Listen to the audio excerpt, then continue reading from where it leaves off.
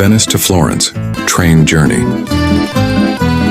Train tickets from Venice to Florence usually cost between $25 and $100, depending on the class and time you choose. This trip is one of the most beautiful train routes in Italy.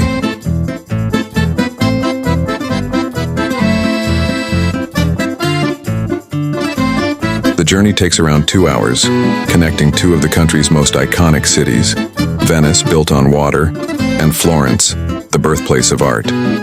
As the train leaves the lagoons, the view slowly changes into green hills, vineyards, and the Tuscan countryside. It's more than just transportation, it's a wonderful way to experience Italy.